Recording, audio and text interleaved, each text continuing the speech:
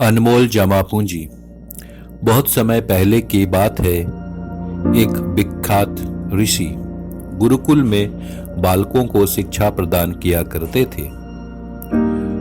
उनके गुरुकुल में बड़े बड़े राजा महाराजाओं के पुत्रों से लेकर साधारण परिवार के लड़के भी पढ़ा करते थे।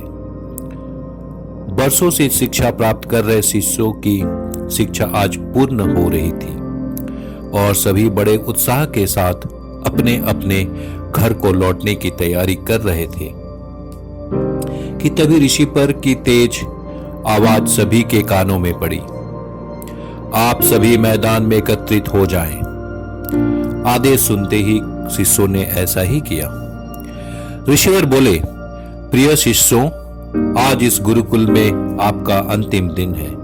मैं चाहता हूं कि यहां से प्रस्थान करने से पहले आप सभी एक दौड़ में हिस्सा लें। यह एक बाधा दौड़ होगी। इसमें आपको कहीं कूदना तो कहीं पानी में दौड़ना होगा और इसके आखिरी हिस्से में आपको एक अंधेरी सुरंग से गुजरना पड़ेगा।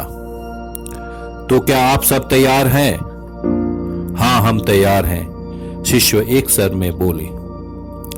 दौड़ शुरू हुई। सभी तेजी से भागने लगे। वे तमाम बाधाओं को पार करते हुए अंत में सुरंग के पास पहुंचे।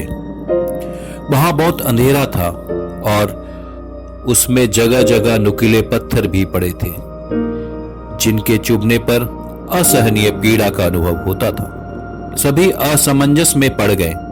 जहां अभी तक दौड़ में सभी एक समान बर्ताव कर रहे थे, वहीं अब सभी अलग अलग व्यवहार करने लगे। खैर, सभी ने ऐसे तैसे दौड़ खत्म की और ऋषिवर के समक्ष एकत्रित हुए। पुत्रों, मैं देख रहा हूं कि कुछ लोगों ने दौड़ बहुत जल्दी पूरी कर ली और कुछ ने बहुत अधिक समय लिया। भला ऐसा क्यों? ऋषिवर ने प्रश्न किया।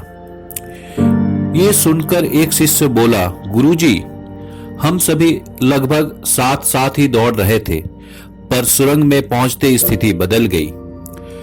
कोई दूसरे को धक्का देकर आगे निकलने में लगा हुआ था तो कोई संभल संभल कर आगे बढ़ रहा था और कुछ तो ऐसे भी थे जो पैरों में चुभ रहे पत्थरों को उठा उठाकर अपनी जेब में रख ले रहे थे ताकि बाद में आने वाले लोगों की पीड़ा न सहनी पड़े।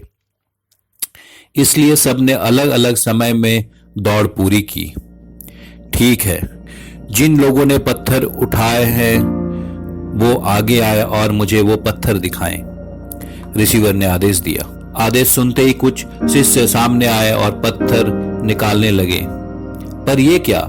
जिन्हें वे पत्थर समझ रहे थे, दरअसल वे बहुमूल्य हीरे थे। सभी आश्चर्य में पड़ गए और ऋषिवर की तरफ देखने लगे। मैं जानता हूं आप लोग इन हीरो को देखकर आश्चर्य में पड़ गए, ऋषिवर बोले।